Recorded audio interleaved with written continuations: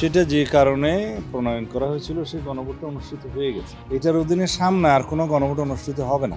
এইটাকে আবার অনুমোদন করে বিল আকারে নিয়ে এসে আইন বানানোর কোনো অর্থ নেই। দেশের রাজনৈতিক অঙ্গন এবার সরগরম। গণভোটের অধ্যাদেশ নিয়ে চূড়ান্ত সিদ্ধান্তে যাচ্ছে সরকার ও বিরোধী দল।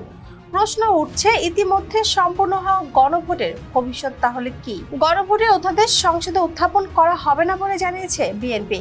এতে আগামী 12 এপ্রিল সংবিধানের 93 অনুচ্ছেদ অনুযায়ী অধ্যাদেশটি স্বয়ংক্রিয়ভাবেই বাতিল হয়ে যাবে।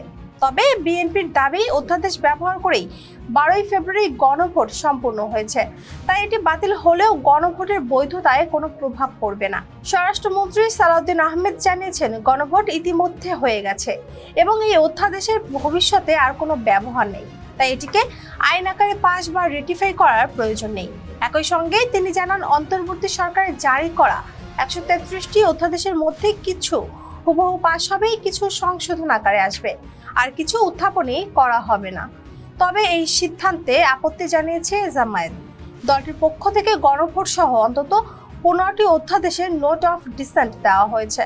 জামায়াতের এমপি রফিকুল ইসলাম খান অভিযোগ করেছেন, সরকারের সংখ্যাগরিষ্ঠতার জোরে গুরুত্বপূর্ণ প্রতিষ্ঠানগুলোকে পুনরায় দলীয়করণের চেষ্টা করছে। বিশেষ করে মানবাধিকার কমিশন, বিচারপতি নিয়োগ ও দুর্নীতি দমন কমিশনের স্বাধীনতা খর্ব করার অভিযোগ তোলেন তিনি। গণভোটের ইস্যুতে নিজেদের অবস্থান স্পষ্ট করেছেন বিরোধীরাও। তাদের দাবি, জনগণের দেওয়া রায় কার্যকর করতে হবে। এতক্ষণ সাথে ছিলাম আমি শম্পা আক্তার। প্রেস দ্য পিপলের সাথে থাকার জন্য ধন্যবাদ।